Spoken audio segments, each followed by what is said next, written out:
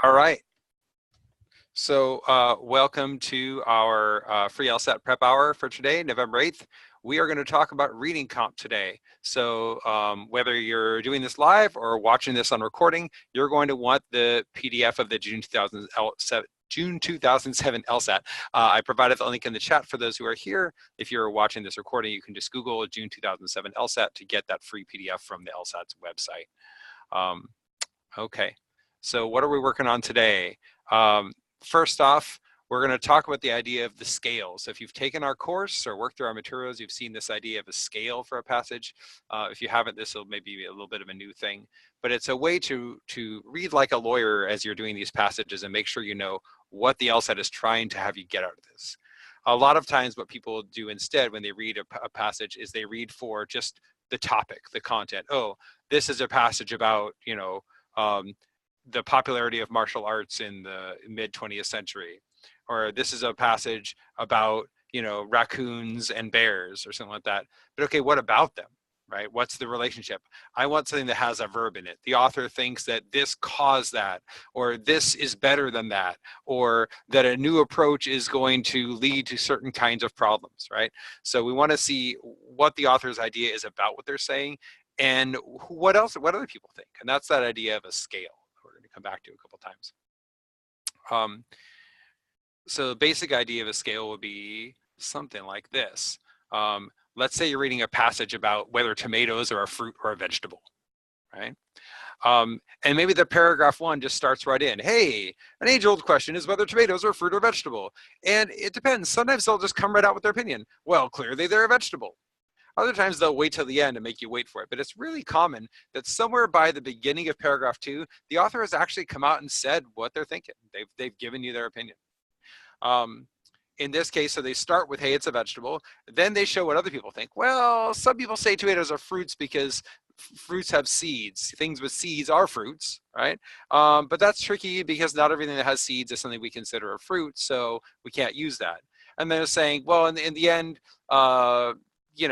we think tomatoes are vegetable because of the way people react to them, right? You wouldn't put tomatoes in a fruit salad. Kids think they're gross, that kind of thing. Okay, so it's a silly example, but the idea is, what are the pieces of the argument and how do these accomplish what the author is trying to say? How do they advance the author's point? A really important distinction to get as you work through reading comp on this test is the idea of reading for the scale versus reading through the scale.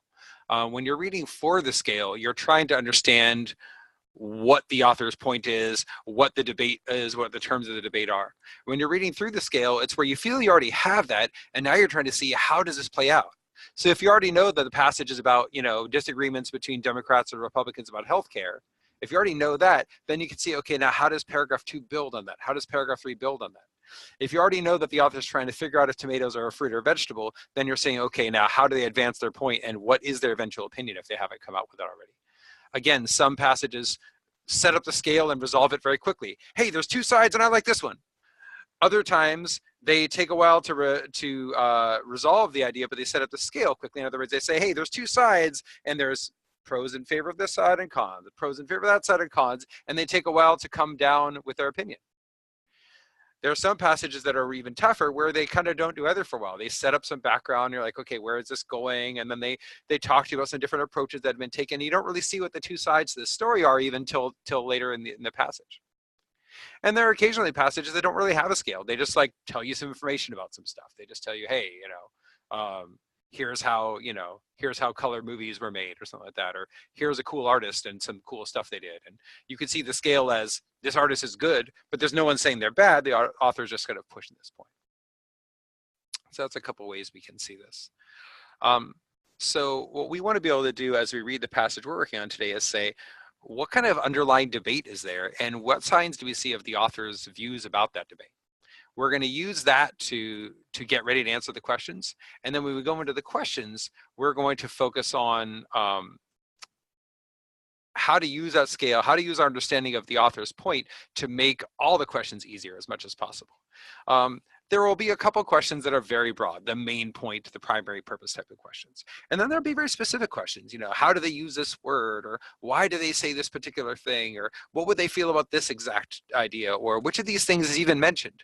But the better we understand their point, the better we can answer all those things, right? If you know, for instance, that I really want the governor to be reelected, then you can figure when I point out the governor's faults that I'm not using those to attack the governor, but instead maybe to concede some points or show how they're not really that bad or something like that.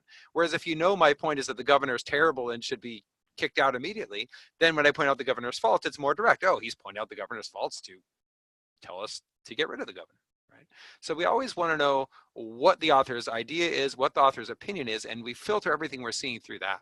And that's going to influence not just how you answer the general main point questions, but even some of the very specific questions that you'll see. Okay. So if everyone has that June 2007 LSAT PDF, you can read out of there. I'm going to also share, screen share the document so you can see it that way.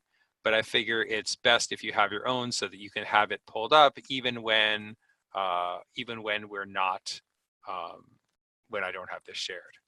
So I'm going to go ahead and share this, and I'll give you a few minutes to read this, and we will go from there. So here's a PDF of the passage that we're going to read. So this is passage 3 in section 4 of the June 2007 LSAT. So again, if you haven't downloaded that, you can go ahead and into the chat and download that. So let's take a couple minutes to read over this passage. When you're done and you feel like you're ready to discuss it, just go into the chat and let us know that you're done. You can private message me, or you can message the whole group. Let us know that you're done, and we will go from there. So take a few moments to do that.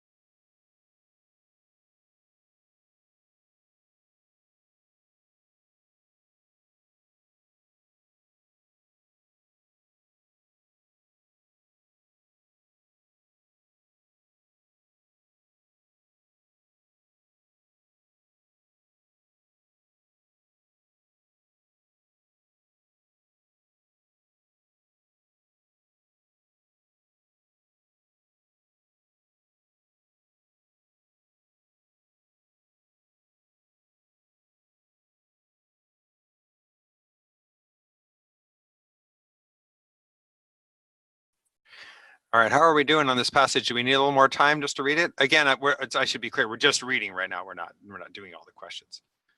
We need more time to read, or are we feeling okay?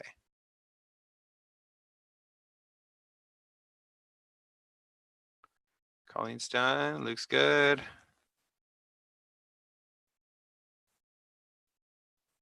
Okay, cool. So we talked about the idea of a scale for this passage. You know, two sides to a story, and then we can sort of add the author to one of those sides. Do you have a sense of the scale here? What's up for debate?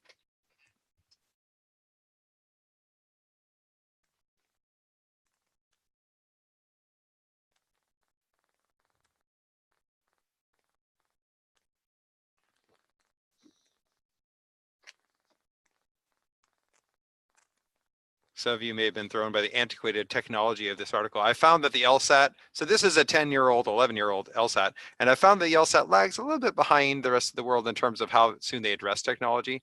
Like for instance, in the 90s, they were still saying laptop computer in quotes, you know, using these laptop computers, right? And then in the 2000s, they were still talking about the web and internet things, and like they were brand new.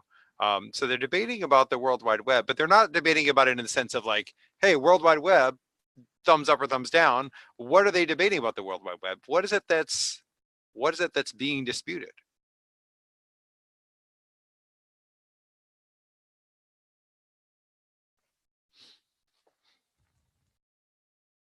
So copyright law, access to pages and links.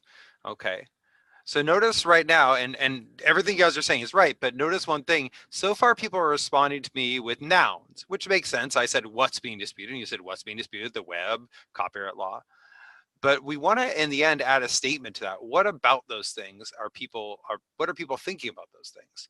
So this has something to do with the web. It has something to do with copyright. It has to do something with getting to pages. But what would be a statement that maybe not everyone would agree with in this? What is the author maybe fighting about with someone else? What belief do they have?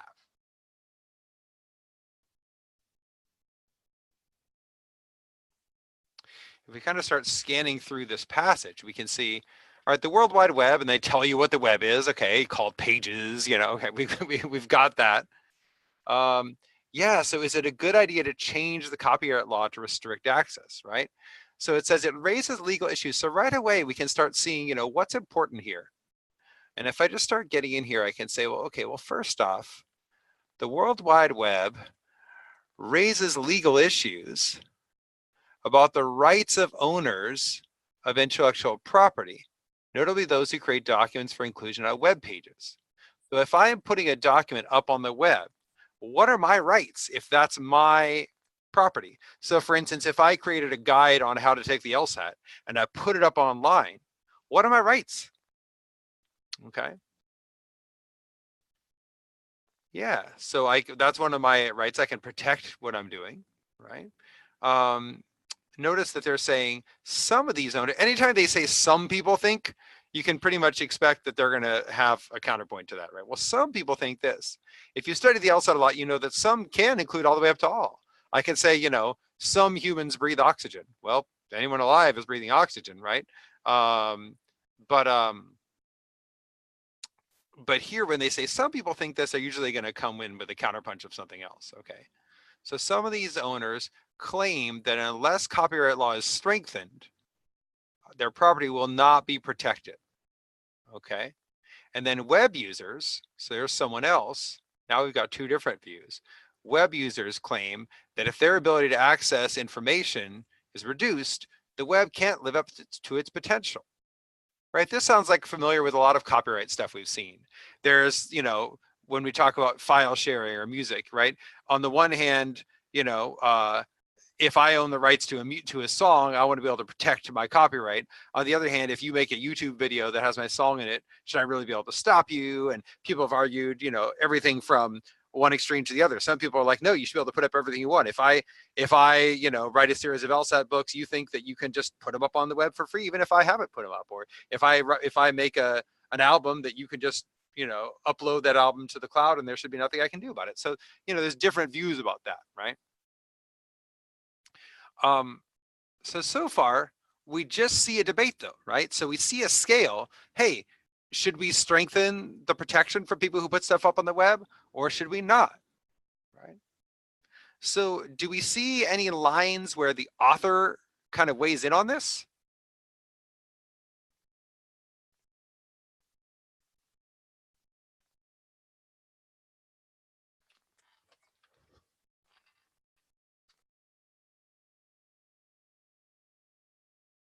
Do you see any spots where the author seems to have an opinion? The last line of the third paragraph.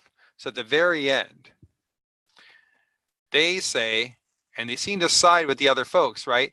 Changing copyright law to benefit owners of intellectual property is thus ill-advised because it would impede the development of the web as a public forum dedicated to the free exchange of ideas. That sounds a lot like what the folks up in green above said. So these folks were, web users. Now we just have the author saying it. The author's not attributing it to someone else. So the author seems to side with the web users, right?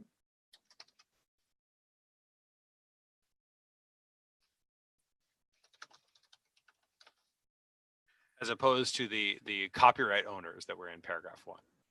Okay, how are we feeling about this so far? We feel good? And some people actually do pretty well kind of skimming through and skipping a lot of the content and just seeing the big picture, right? I've had students, for instance, when I have a student who is really struggling with reading comp in terms of speed, and when I say really struggling, I mean actually struggling. I have a lot of students who tell me that they're too slow on reading comp because it feels weird to sit and read something for several minutes in the middle of a timed test. But when it comes down to it, they're actually spending a reasonable amount of time and it's fine. But when I have a student who really is taking too long, maybe they're spending 6 or 7 minutes to read just the passage when you only have about 8 and change to do the passage and the questions, or they're reading it in an okay amount of time but their comprehension is really low. Sometimes I'll have students radically skip things, and that, for instance, one approach is just to read the first and last line of each paragraph. Some people will do something like that. So I would say, okay, the World Wide Web raises legal issues. Okay, cool. Skip. Web users claim if their ability to access is reduced, the web can't live its potential. Well, that gives us a lot, but of course I only skip one sentence because there are only 3 sentences in this paragraph. Then I could say, all right, the debate arises from the web's ability to link one document to another. Skip down. If person A puts a document on a web page and person B creates a link, are they committing copyright infringement? Okay, that actually is a pretty good summary so far. To answer this question, it must be determined who controls distribution, and then we would skip all the way down, which is a big skip, just saying, oh, they side with the folks in green. So that little speed tour, it's not a perfect way to make sense of the passage, but it gets us somewhere. So if you're desperate, I wouldn't do this long term probably, but as a way of getting more comfortable. Sometimes also if you're finding that you're having a kind of a forest for the trees thing where you are able to get a lot of the details, but you just don't see the big picture, zipping through and skipping a lot of the text and just seeing the main sort of headings and closings of each paragraph can be an interim technique. Not something I would probably say to do long term as a strategy. So if we try to build on what we have in paragraph 1 and say, okay, how does paragraph 2 get in there? Notice that they give us some more content about what we need to know to understand this. They're saying the debate arises from the web's ability to link one document to another. All right. Links between sites are analogous to the inclusion in a printed text of references to other works, but with one difference: it's immediately retrievable, right? So if I'm writing a book and I mention the movie Star Wars, you can't immediately just get the movie, but on the web I could just link to some place where Star Wars is, right? This immediate accessibility creates a problem since current copyright laws give owners intellectual property the right to sue a distributor, right? Even if they didn't personally make the copies, right? So in theory, that could mean if you put something up and I link there, the question is B committing copyright infringement? Notice no one said yes or no to this so far. It seems like the folks in pink here up top would say yes, and the folks in green would say no, but so far no one said anything. We're just wondering, right? Now, this is a funny thing. Did anyone think this is strange? Did anyone feel like there was an obvious answer to that? Like, hey, if you put a link to my thing, are you committing copyright infringement? If you had just read this far and not to paragraph 3, would you have an opinion about this? Would you think that that's copyright infringement or not if I can link to your stuff?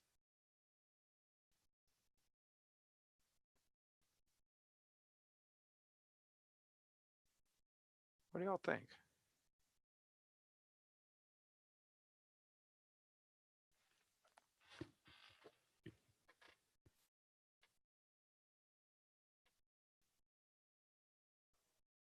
So that's right. It's kind of like citing a source. You're putting something up. Yeah. Um, the other funny thing is, like, notice that they're not saying that B is actually putting the thing up themselves, right? So that funny thing is, like, if I wanted to share with you this, for instance, one of the Star Wars movies, well, those aren't just freely available on the web. That's the whole point. So if I wanted to share one of those with you, I'd have to upload that movie. I'd have to rip a copy from a disk, or I'd have to have the digital file, and I'd have to actually host that file online, right? I can't just share that, or if there's a copyrighted book, I can't just share that book. I can't share all of the LSAT's tests because I don't have a source I can send you to that has all those, right? There's not a link I can give you that's like, hey, here's all the LSATs, right? And if there were such a link that the LSAT put up, then why would they care if I linked you to it, right? For instance, when I shared the link to this, it's very meta, when I shared the link to this test, I wasn't committing copyright infringement because the LSAT said you could have this for free. And I was just showing you how to do it, right? Or if you shared the link to this video with someone, I wouldn't be complaining that you were infringing my copyright. I'd thank you for sharing my video, right? So the funny thing is, why would it be copyright infringement to share something that someone put up for free anyway? So that's what they start to get to in paragraph 3. And so notice what they do. If I keep highlighting this yellow stuff, is they say, hey, here's what issue comes up. There becomes issues of legal rights. And then the debate arises from our ability to link. Are they committing copyright infringement? And then they say, to answer the question, you have to determine who controls the distribution. In other words, who's in charge of what gets put up, right? So if the LSAT decides to make prep test, June 2007 available, or if I decide to make this video available, or if Disney decides to make all the Star Wars movies available for free, that's their choice. And someone linking to that isn't really changing anything, right? When A places a document on a web page, this is comparable to recording an outgoing message on one's answering machine. Anyone feeling like young enough that they're like, what on earth is an answering machine, right? This is kind of a dated passage. Who has an answering machine anymore? For others to hear. When B creates a link, this is akin to giving out A's telephone number, right? On the one hand, it might be weird for me to, like, if one of you gave me your telephone number, it'd be kind of weird for me to share it publicly online, right? If you said, hey, can you call me about the LSAT? And then I put it up on Twitter or something like that, that would be weird. But if it's a public thing that you've posted, then it doesn't seem as weird, right? Anyone who calls can listen to the message. That's its purpose. All right. So B's link facilitates access. The crucial point is that A, putting it out there, is offering it. So if B leads others to the document, it's A who actually controls it. Right? And in fact, they say that A can restrict access. They can have a password, right? So for instance, yes, Netflix puts all their stuff up online, but it's not free. You have to have a Netflix account. And maybe you share a Netflix account, or I give you my password or something like that, but that would be a different thing. If I just give you a link to Netflix, that doesn't allow you to watch all the shows. You have to have, an account. And then so Netflix is protecting their property, right? So A could block. They could ask for a password, just like you could have a unlisted number or something like that then people should not share, right? Such a solution would compromise the openness of the web somewhat, but not as much as suing people, right? Not as much as the threat of litigation. So notice the author is coming in with their own opinion here too. This part's really important. They're saying, hey, this would, this other way of doing it, protecting your own stuff, would be a little bit of a threat to openness, but not as much as people being able to sue you. So we don't want to be able to sue. All right. So we can do all this basically and put this into a scale, right? And at this point, I'm going to stop sharing this. If anyone doesn't have the 2007 PDF, let me know. I want to get that downloaded, because I'm going to switch views here. Think about this in terms of a scale.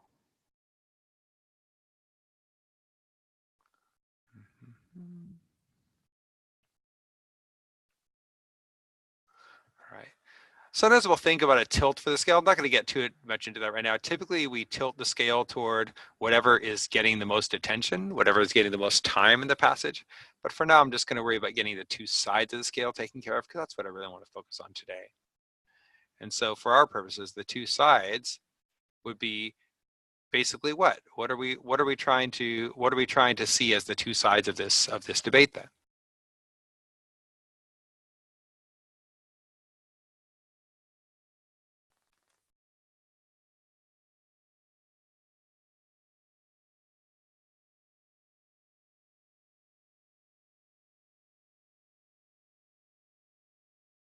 Right? The people the author doesn't, yeah, strengthening or not strengthening copyright law for web-based IP. Love it, love it. Okay. So the opponents of the author are saying, yeah, strengthen, well, it's really big.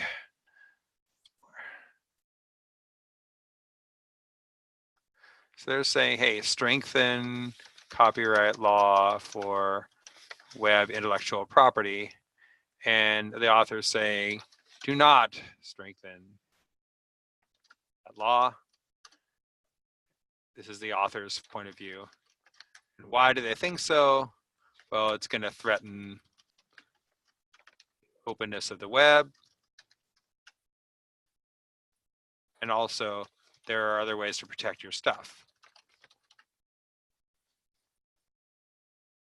Right? If I decided to make all my books freely available on the web, then that's my choice. And if you're linking, it shouldn't be that big a threat. If I don't want all my books freely available on the web, I probably shouldn't have that available. I should probably have someone have to have a password or download them, right? Okay. So if in terms of reading through the scale to see how these paragraphs express that, we have the intro to the debate. You know, web creates copyright issues, right?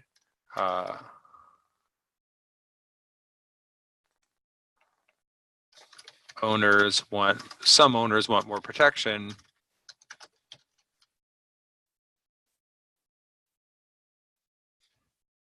But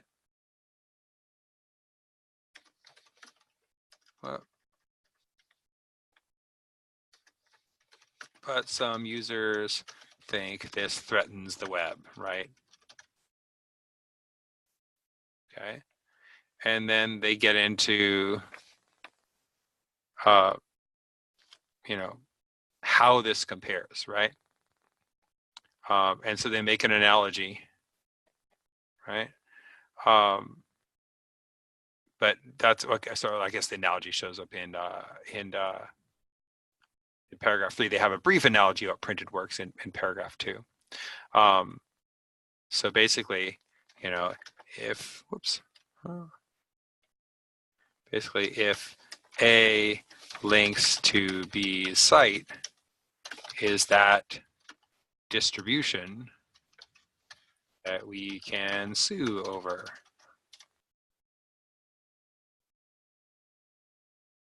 And the author is basically saying, no, it's not, right? Linking is like sharing a public phone number. Okay, and if you don't want to have a public phone number, you have options, right? There are other options. And the ability to sue will, you know, will hinder the openness of the web. Okay. How do we feel about that? This feel all right in terms of thinking about the scale?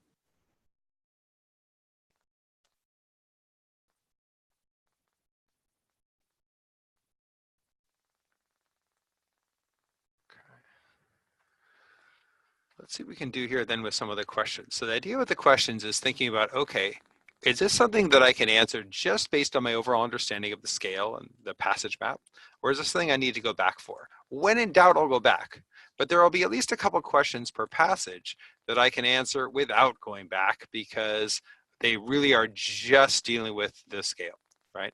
So if you look at something like a main point question, you should be able to answer this just from having read it and understanding what the author's perspective is. And this is where we get to the idea of using the scale to help you, right? We're going to use that scale to say, hey, what do I know? I know the author is against increasing protections. And I know the author thinks there's other ways to protect yourself than closing off the web or allowing lawsuits. So we want to definitely have something that pushes that. The other thing to watch for in a main point is that something isn't too narrow, just one little part of the passage, or too broad where it's overreaching past what they discuss in the passage. Okay, so for this one, what I'd like you to do is go ahead and chat in your answer to me. So you can choose whether you're writing to all panelists or all panelists and attendees. So if you just go to all panelists, I think only I see it. So I think that's what you have now. So you can just go ahead and chat in. That way only I'll see it, and that way it will give everyone a chance to work on this before seeing anyone else's answers. So go ahead and chat that in when you're ready, and I'll give you a moment to try this out.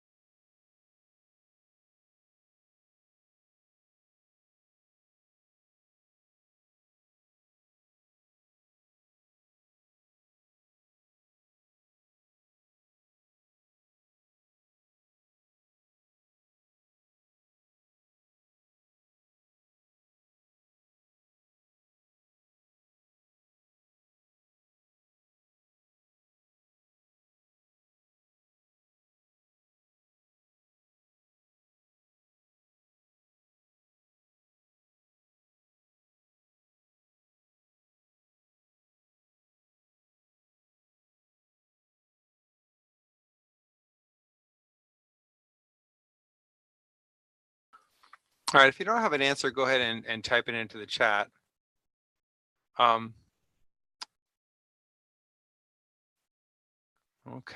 see a couple different answers. Can we see any answer choices that clearly seem to violate the author's point, that maybe go the other way or cover something the author wasn't really talking about? Or what are my best eliminations? What would you get rid of pretty quickly?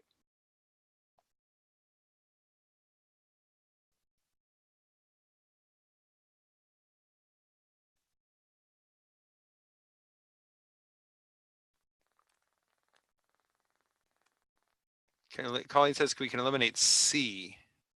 Okay. So people are concerned about the access others may have to the web documents they create can easily prevent such access without inhibiting the rights of others to exchange ideas freely. That seems true, doesn't it? What's the problem with C?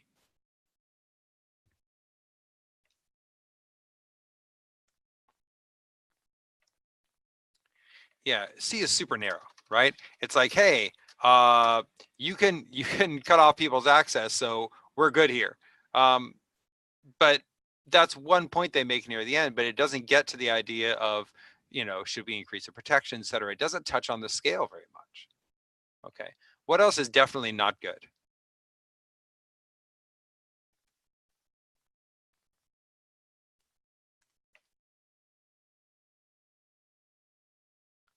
We want to make sure we're not just picking something that the author might agree with. We want to pick something that really does seem to cover the scope of the passage. One that I find kind of silly is D. Although I love the word insuperably, that's fun. Basically, if you look at what D is saying, it's saying problems concerning intellectual property rights are not difficult to resolve if one applies common sense. Okay, so they're not difficult to resolve, but what is the resolution? What should we do? It seems like they're just saying, hey, figuring this stuff out is easy. And if anything, I'd say the author would say the opposite. I'd say that's actually pretty tricky, right? Maybe they think they're pretty clever for having figured it out, right? But certainly this is far too broad to address anything that we're talking about, because it's saying just overall, this stuff is easy to think about, right? That seems far from anything the author said. Okay. Now notice all of A, B, and E seem to go in the general idea of the author's point. A is saying creating these links should not be considered copyright infringement. And B is saying changes in copyright law are ill-advised. And E is saying maintaining a free exchange that kind of outweighs the gains, those that might be gained by a small number of people if a radical alteration of copyright laws were allowed. So those all seem to go in the general right direction, right? It's not copyright infringement to just put a link. We probably shouldn't change the law. It's better to have that free exchange than to add extra protections. So on one level, A, B, and E all seem good. And so one thing we got to watch out for is once we have our scale, that we don't get too excited and to say, okay, great, I like this one, and move on, right? What are the little differences? So how can I pick at some of these? Sometimes it gets down to one word, and people complain about, oh, this one was just wrong because this one word, it's so picky. And I'm thinking, well, you want to be a lawyer, right? And part of your job is going to be to notice those little picky differences, right? That's part of what they're going to hire you for. So how can I narrow down? What else can I get rid of here?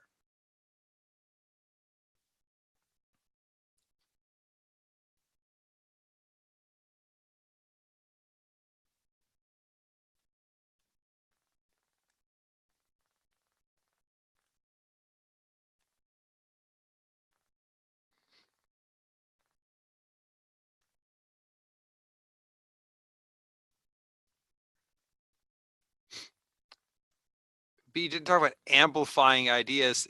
It says changes in copyright laws are ill-advised unless such changes amplify rather than restrict the free exchange of ideas. So yeah, we've got this weird thing about amplifying the ideas. Maybe that was in there, I don't know. But then were these ideas necessary in a democracy? Do they have that? Sometimes we have to go, I don't know, maybe that was in there. I don't want to be too quick to say it wasn't there if I don't remember the whole thing. They did talk about the importance of the free exchange of ideas. Yeah, but I'm not sure. Yeah, I don't think they said it was necessary to democracy. Notice also, on the one hand, this is very specific, but it's also saying don't make any changes. Couldn't there be other changes in copyright law that the author was okay with, right? For instance, maybe they want to change copyright law to protect certain kind of things. Like maybe if I put up a video, you shouldn't be able to use it to defame me or show me in a bad, show me in an inappropriate or false way or misrepresent me or something like that, right? So maybe that would be protecting my copyrighted material for my own benefit or something like that. That might restrict the ideas. You can't put up that inappropriate video of me, but it still might be a good thing. So we don't know that they're saying don't make any changes to the law. We don't know about that. Okay. So that would leave A and E. And those, I think I agree, are the two most tempting ones. So is there a reason to get rid of one of these? Sometimes it's about looking beyond the stuff that's underlined. Colleen's saying E is too strong. Radical alteration aimed at restricting the web's growth. Yeah, do we know that these things are happening? In other words, we know that the author, if you glance at E, I was drawn to E too when I first did this passage. And when I glance at E, I see, okay, maintaining a free exchange of ideas is better than, outweighs the gains from protecting a small number of people. But hold on, but what's all this stuff about? First off, do we know that there's just a small number of people that would benefit? And do we need a radical alteration of copyright laws? Is it really that radical? And are these laws aimed at restricting the web's growth? So it's one of those ones that on first glance looks really kind of not a big deal and very similar to what we said. And when we dig in a little bit, it's really not close. It's really actually a pretty bad answer. We don't know whether copyright owners are a small number of individuals. What does a small number of individuals mean? Do we know that we need to radically alter copyright law? It sounds like we wouldn't, because it sounds like they do already have a law that allows you to sue people for having your, for distributing your stuff. So we would just have to say that providing a link counts as distributing. And even if those laws would restrict the web's growth, maybe they would, do we know they're aimed at doing that? Would be trying to restrict the web's growth? That's pretty extreme, right? We can get rid of E, even though it's really tempting. One of the reasons I think E was tempting to me when I first did this is that A is not perfect. A gets at it does get at the main point, which is what they asked us to do, but it doesn't get into, some of the stuff we might have wanted to include. Like, hey, it's not considered copyright infringement, and we shouldn't change the law to make it that, right? And so maybe you were looking for one that said, hey, we shouldn't make this change. It's better not to make this change. And A didn't do that. It just said, hey, it sort of took their side of the scale, but it didn't give us the whole thing. And this will often happen. The answers are not perfect. They're not the answer that you and I would write. And it's tricky. On the one hand, these passages are hard enough that you'd think they could just ask us for the main point and have one that says the main point. And it's hard enough, that should be enough. But sometimes they also just make the answer suboptimal.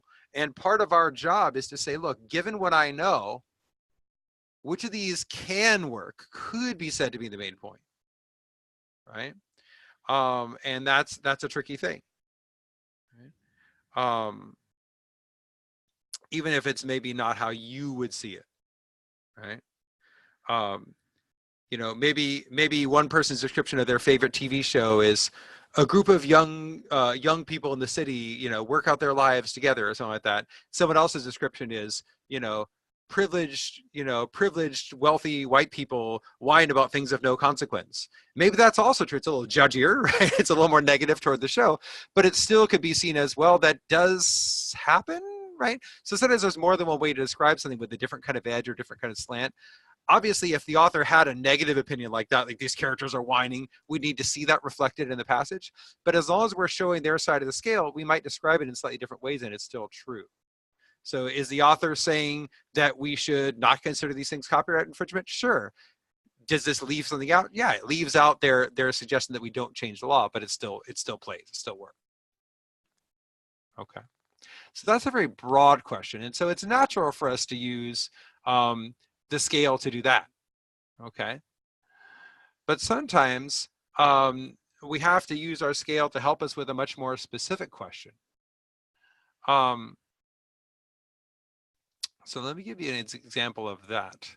So here's one. We're going to skip a couple. So this is now number 17. I guess we just skipped one. Try this out. Again, hopefully you have your passage open in front of you.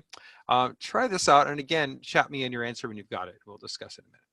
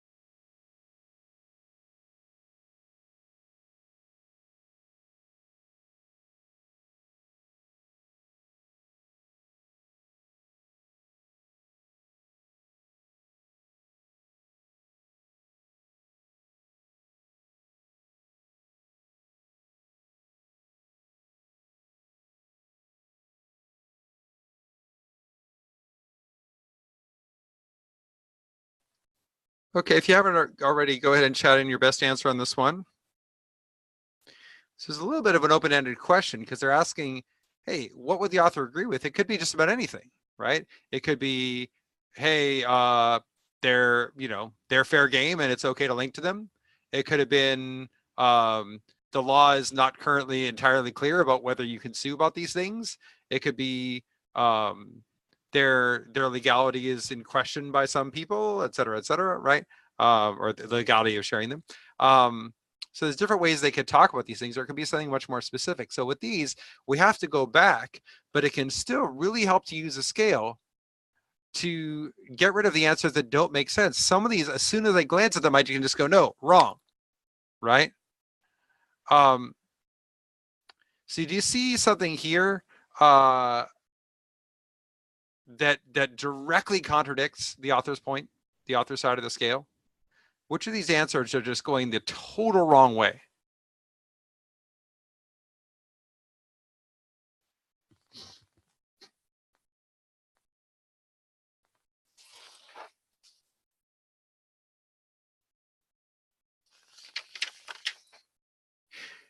D, such documents can be protected from copyright infringement, the least damage to the public interest, only by altering existing legal codes. Notice what they're saying is not only should we change the law, but that's the only thing we can do. That's the only way we can do the best job, right? If we want to protect them without hurting people, the best way to do it is by changing the law. That's the exact opposite of what they said. They said the best way, if you have to do it, is to have a password or something, right? Can you see another one that's pretty much the same deal as D? There's another answer choice that's a lot like that, where they're saying not only is it a good idea to change the law, but we pretty much must do it if we want to help these people. Right? And it's true that I could be against changing the law even though I know it's the only way to do it. I might say, for instance, the only way to allow you to keep your house is to change the law, and I might say, sorry, I don't think you should be able to keep your house, right? Oh well, too bad, right? But the author isn't saying that. The author is saying, look, they can protect themselves more without changing the law. So this is, again, saying they cannot receive protection unless the laws are strengthened. No, no, no. And so here's where the scale just makes these like quick knockouts, right? Whereas B is saying, hey, we can't protect them without diminishing the potential. That's possible. C, the nearly instantaneous access afforded by the web makes it impossible in practice to limit access to such documents. Okay, so we can't do anything about it. And E is saying they can't contribute to the free exchange unless their authors allow them to be freely accessed. Okay, that's interesting. So interesting words here, because these answers could all be seen as fairly extreme, right? When I see cannot unless, that means it is, if you've taken our course or worked through any of this stuff, you know that basically means that's a necessary condition. You have to have this. You cannot do something without, or cannot unless, that's an absolute. If I say I can't sleep without my teddy bear, that means literally I can't sleep without it. If I don't have my teddy bear, I will not sleep, period. Not like I would like to have it, right? And yet this one, C, says, this instantaneous access makes it impossible to limit access. So C is also extreme. It's saying it's impossible to do anything about it. So what can I cross off?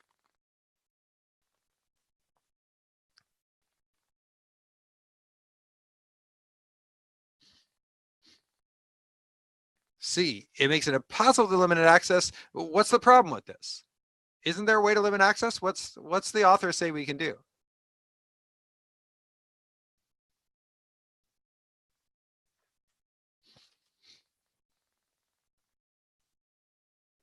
Yeah, we can protect it with a password, right? So this is an example of one that's contradicted, right?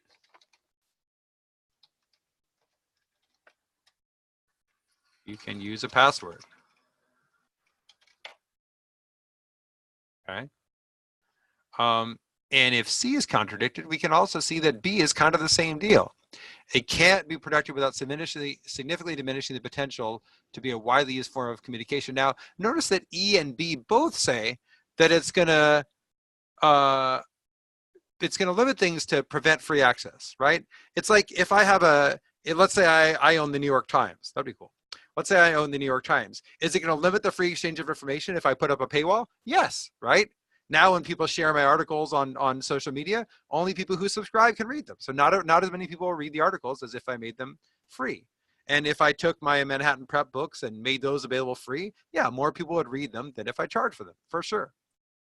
But notice that E is saying they can't fully contribute without being accessed, whereas B is saying it's going to diminish the potential of the web to be a widely used form of communication. Do you guys see how crazy that is? And I'm not calling anyone crazy if they picked it. I'm just saying B is a little farther out than we might have thought. B is saying that basically, if we protect our docs, people won't use the web, right? Basically, the only way the web is going to be popular is if you can get everything you want without any protection. Well, who says that? That's a very, very extreme statement to make. Whereas E is saying, yeah, protecting the docs limits their contribution, right? If I make a post that I just share with my Facebook friends, that's going to limit my contribution compared to if I make that statement publicly on shared where everyone can see it, right? It's the same thing with a document. Sure, that follows. That makes sense. Okay, are we happy with that?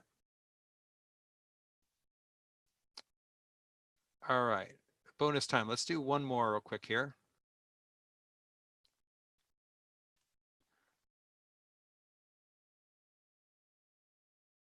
So, a little prediction. Based on the passage, the relationship between strengthening current copyright laws and relying on passwords to restrict access is most analogous to the relationship between what? And so we want an analogy, and we're not going to go with the analogy that they gave. In other words, the answer choices aren't going to say it has to do with a phone and restricting the phone number or something like that. So let's think about the differences between these two things. We've got strengthening the current laws,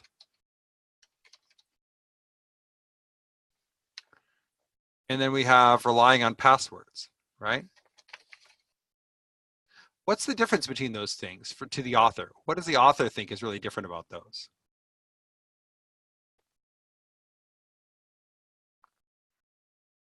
First off, we know what the author prefers, right?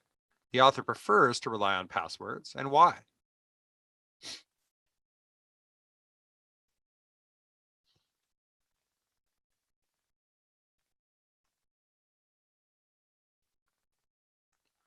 Okay, so the owner has to make a choice.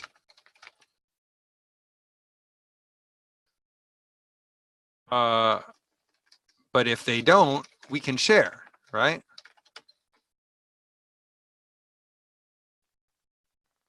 Right. Whereas if we strengthen current laws, this at least could, we don't know if it would, maybe people would still share. This could, end up stopping sharing more broadly, right? Right. It would apply to everyone, right? So maybe the people who put up certain TV shows don't want them shared, but then I want you to share this video, but you don't because you're afraid I'm going to sue you, right? So they don't like the strength in the current ones because it would be a more broadly applied. And notice that the order matters. They say the relationship between strengthening and relying on passwords, we want the first one first. So the first thing that we have as our answer should be the thing that would be a more broad stoppage that would shut it down. And the relying on passwords should be the second one, and that one should be the more targeted one that you get to choose to do yourself. That doesn't apply to everyone. Okay, I'll put these up here so we have them to look at, even though it's a little messy. Okay, so let's look at the answers. Put it in when you're ready. This will be our last one. Here we go.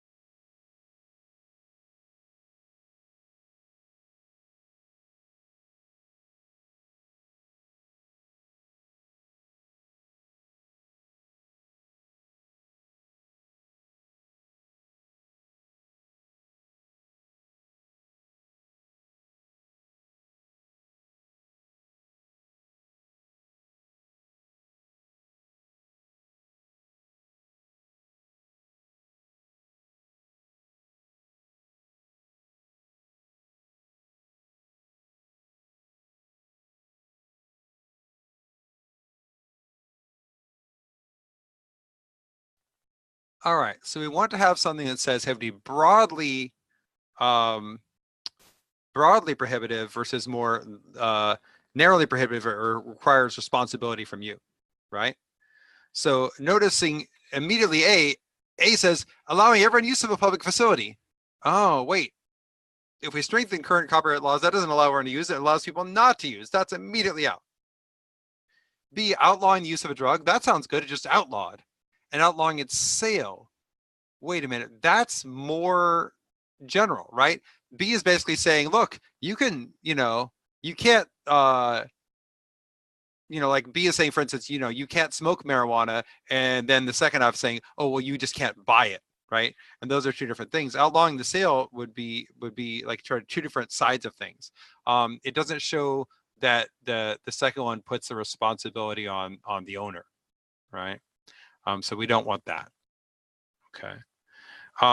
C, prohibiting a sport, that's pretty broad, and relying participants to employ safety gear. Oh, that at least has a feeling of responsibility.